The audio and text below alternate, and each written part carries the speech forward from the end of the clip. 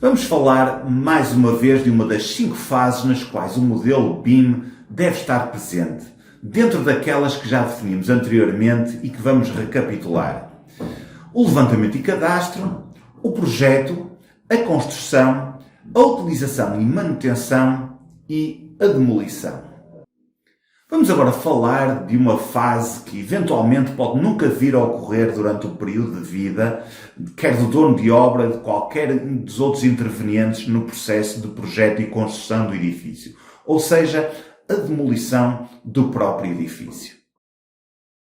Quinta e última fase do modelo BIM, a demolição.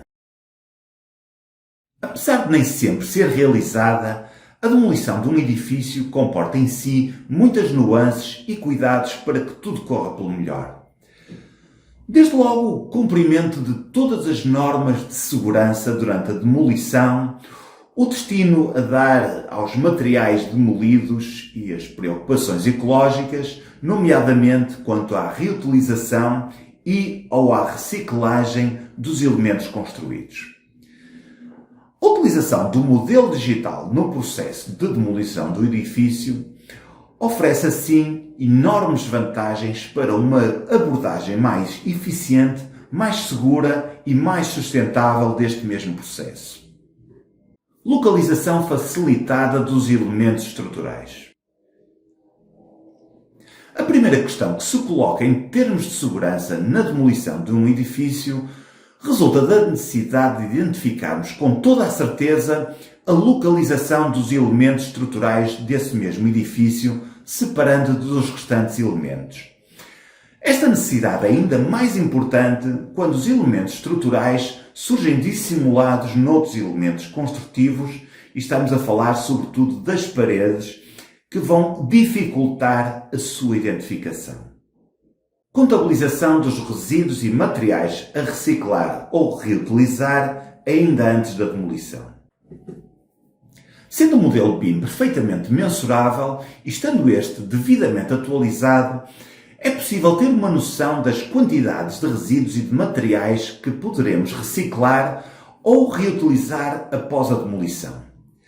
Como exemplo para ilustrar este tipo de estratégia, vou referir o trabalho da arquiteta Barbara Buser, uma ativista suíça que se dedica à reutilização integral de elementos construtivos resultantes de demolições, como janelas, louças sanitárias, chapas de aço, entre muitos outros, evitando ao máximo até a sua reciclagem.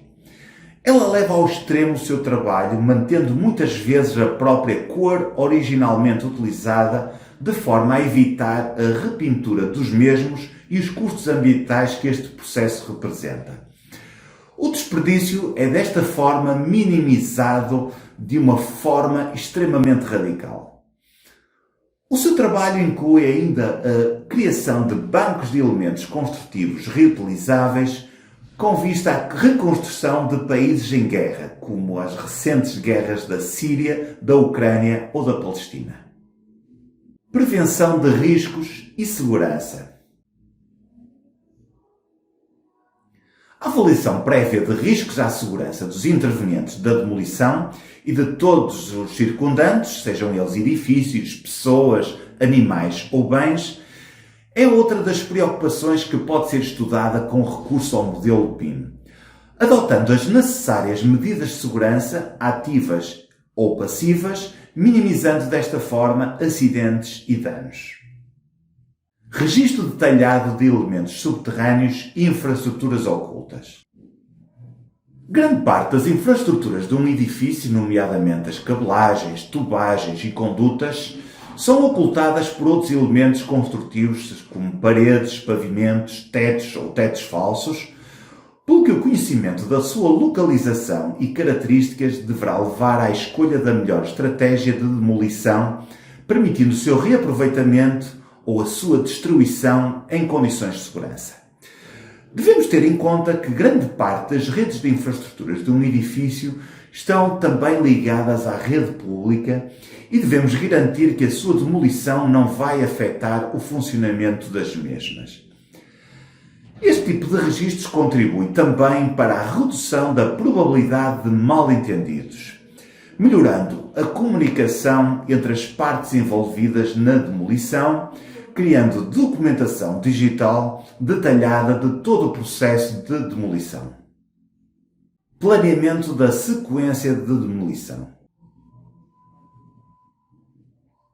Tendo em conta que existe uma grande variedade de materiais numa construção que poderemos reaproveitar, planear a sequência de demolição é essencial para esse mesmo efeito, garantindo também a eficiência de todo o processo, bem como a redução de custos. Identificação de materiais perigosos. Da demolição de alguns materiais pode resultar perigosidade para o executante, algo que pode ser previsto através do conhecimento mais detalhado do gêmeo digital. Esta perigosidade compreende não só a composição do próprio material, como por exemplo um polémico amianto utilizado na construção até muito recentemente, com elevados riscos cancerígenos, mas também o desmantelamento de redes que albergam no seu interior substâncias perigosas, com riscos de explosão, como por exemplo as condutas de gás, de eletrocução, ou os cabos elétricos, intoxicação, gases nocivos existentes em condutas, ou a combinação de vários, como por exemplo a demolição de condutas de água na presença de dispositivos elétricos com o consequente risco de eletrocução. Gestão de resíduos e reciclagem.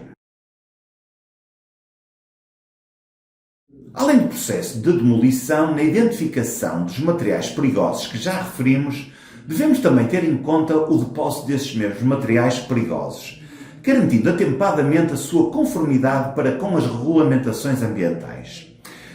A estratégia de demolição deve prever, tanto quanto possível, a reutilização dos materiais ou a sua reciclagem, reduzindo ao mínimo o depósito de materiais em aterros sanitários. Reavaliação da estrutura. Se é nosso propósito a reutilização do edifício mantendo a sua estrutura, o estudo do seu gêmeo digital vai nos dar informações sobre a viabilidade dessa mesma reutilização. Desta forma, podem ser minimizados custos na especialidade mais elementar do edifício com eventuais correções.